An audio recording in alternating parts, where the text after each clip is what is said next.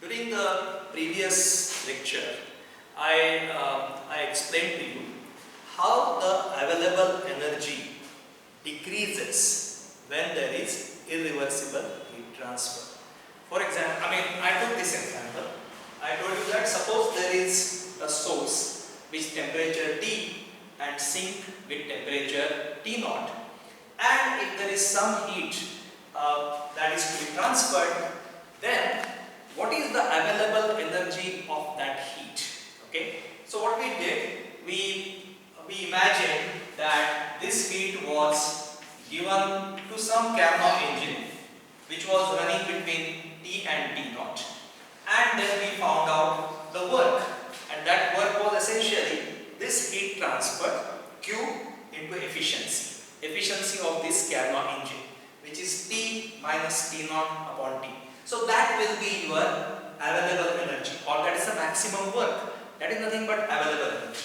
But instead of this, same amount of heat, instead of going to this Carnot engine, first it was irreversibly transferred to some other object, other source we can say, which is at a lower temperature than this. That's why it is irreversible heat transfer.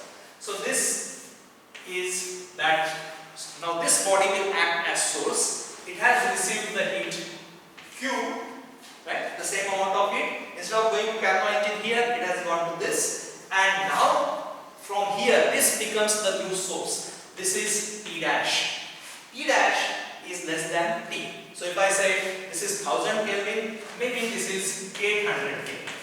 Okay. So now the Carnot engine will be supplied heat, the same amount of heat, right?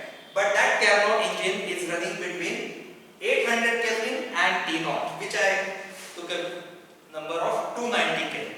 So now if we have this same heat, that is Q, and this is the Carnot engine, and if you find out available, this was said W max 1, which is nothing but available energy 1, or this is W max.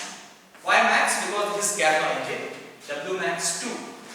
Then you will find that obviously this W max 2 will be equal to Q into efficiency of this Carnot engine, which is T dash minus T naught into T dash minus T naught upon T dash. So obviously this efficiency is less, so this value will be less. So the available energy here is less than the available energy this. Why this happened? This has happened because heat is transferred irreversibly to a lower temperature.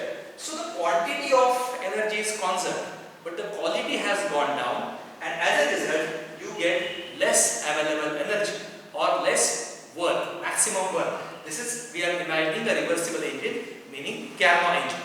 This is what I explained to you in the previous video. Okay. Now let's go ahead and consider another case. Okay. So here, if you recollect, if you go back to the previous video, you would find that we have derived the expression. What was that expression? We said that the decrease in available energy was equal to this minus this. Okay.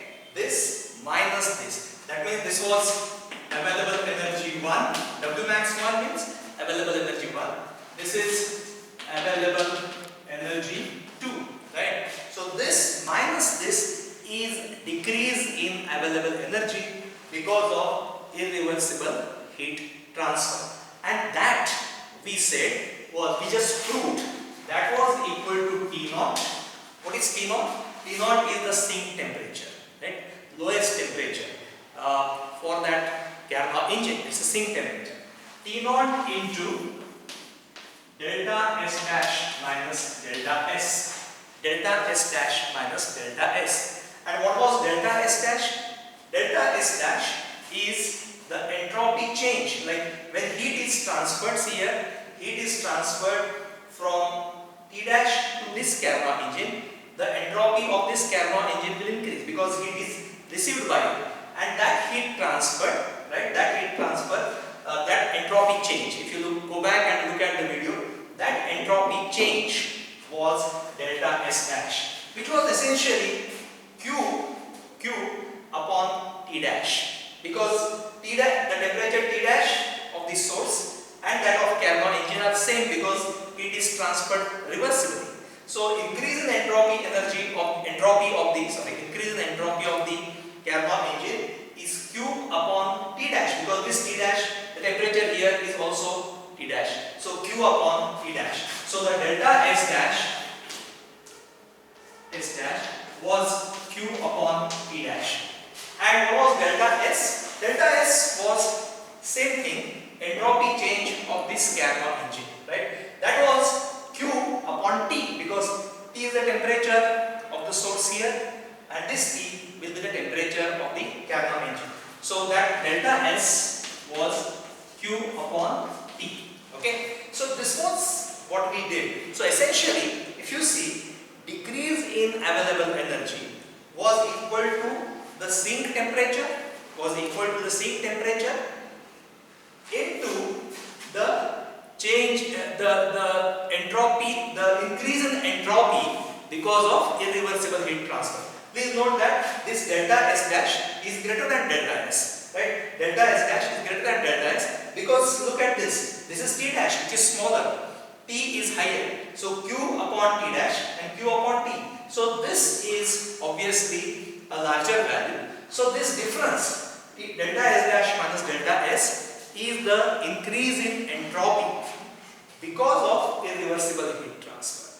If there were this heat transfer were not irreversible, I mean there were no heat transfer, the heat were given directly here, the entropy increase would have been delta S, right? But now it has been transferred over here, so entropy increase in the carbon engine is delta S dash, So delta S dash minus delta S is the increase in entropy due to irreversible heat transfer. Now I just want you to remember this last point, and in the next video I am going to consider an interesting case which is more practical, and there I want you to remember this.